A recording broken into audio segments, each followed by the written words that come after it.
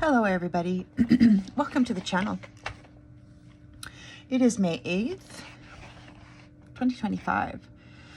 So the other day I mentioned that I had a vision of three men, two on one side and one on the other, of a woman. They were wearing black top hats. And I did share that. It appeared as though she had been martyred and possessed by them. Then I didn't share this one. Prior to that vision, I saw a woman with short brown hair. She had brown skin, and she was seated on a cafe bench, like in a restaurant, with a very large, otherworldly masculine. It's like this other woman on the couch with those three men was the price that she paid for release from this space here, this realm. She was the recipient of an exit. But she's also trapped because it wasn't what she thought it was. She touched him affectionately on the arm, and he backhanded her hard, nearly flipping her off the backside of that bench.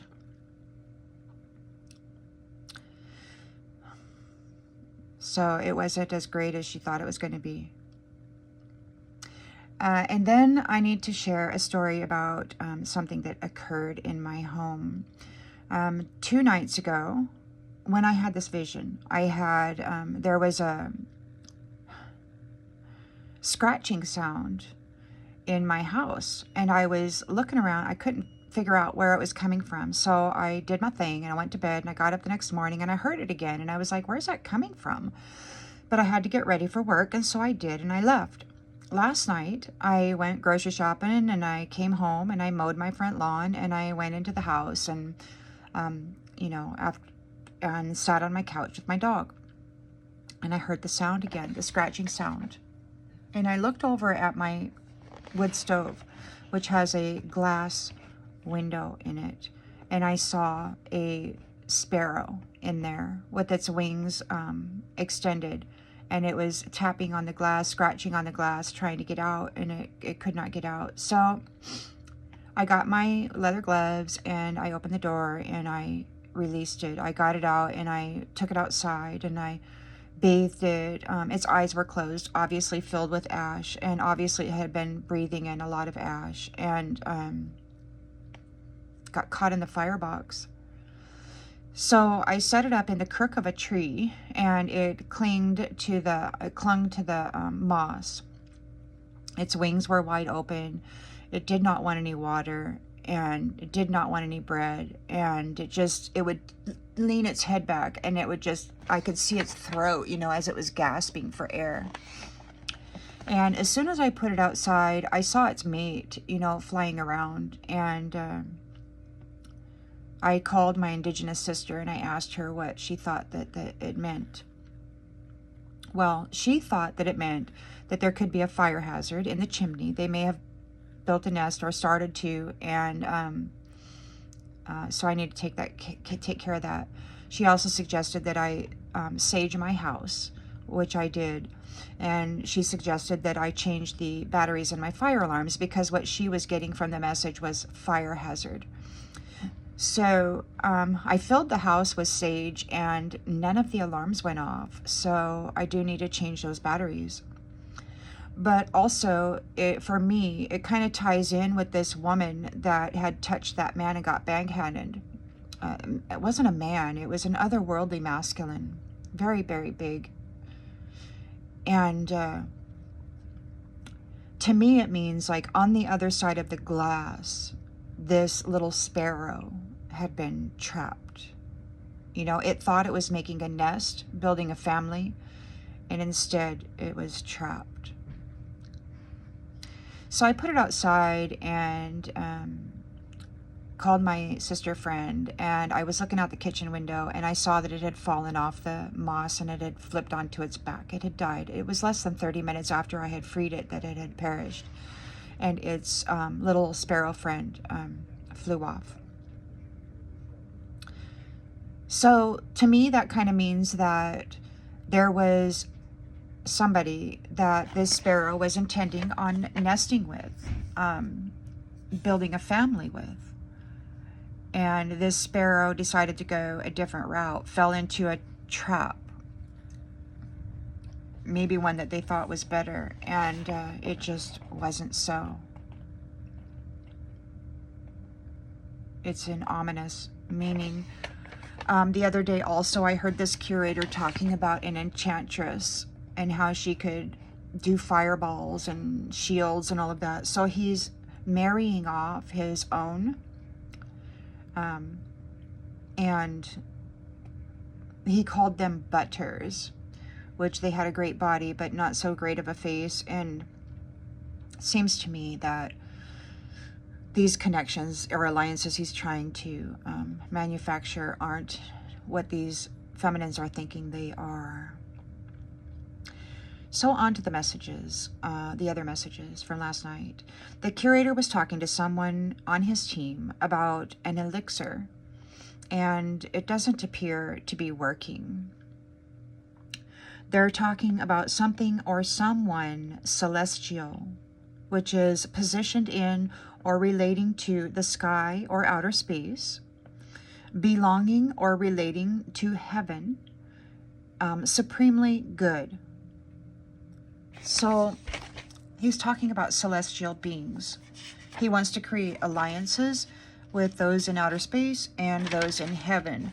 He's also talking about gaining relationship, partnership, friendship, anything to gain connection with your celestial ship.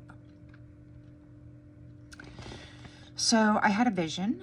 Someone was running like the wind. They were sprinting. It's like one of those Olympic races. I mean, they were really running fast through the wilderness. It looked like they were being chased by something, and they were trying to get away.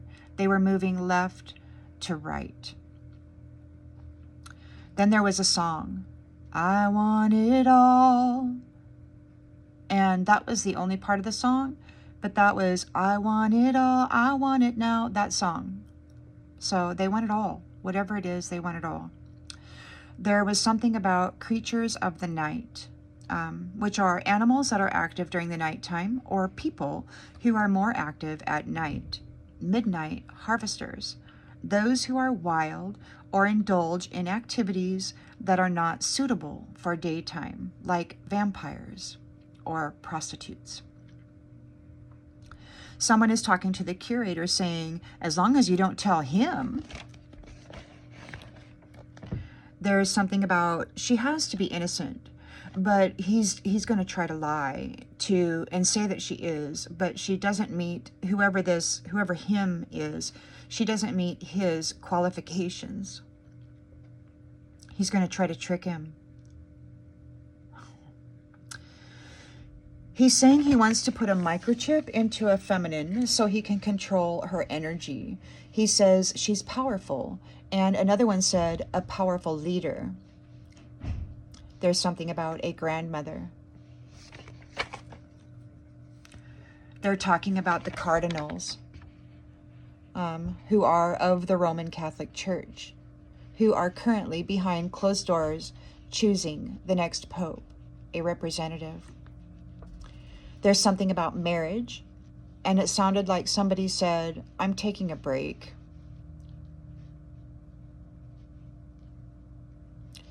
Then there was another vision of a younger masculine hopping off a bike or a motorcycle or something, and he was running away quickly, sprinting like this other one. Now, in the past, in the astral realm, I had been chased. I was on foot, and there was a whole bunch of these youngers on bicycles, and they were all chasing me on their bikes, and they had the intention of collecting me and trying to imprison me in their house of horrors. The curator and his friends are talking about a copycat. This copycat is 5 years younger than the one they wish to replace, this stand-in. So they're 5 years younger. Somebody's asking him, who's going to take the blame? And he's saying there's multiple answers. Then I had another vision of like 3 masculines. And it was like the flesh was aging. They were aging very rapidly.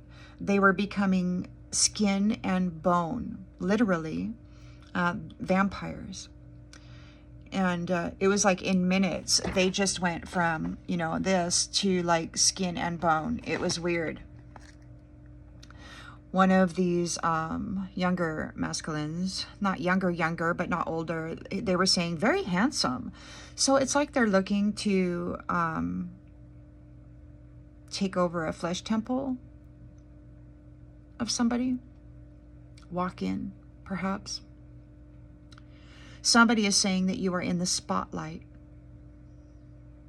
And then I heard one say, no, you're not supposed to leave it right there. There's something about demanding. I felt it to be a debt owed, and the payment is being demanded. A requirement.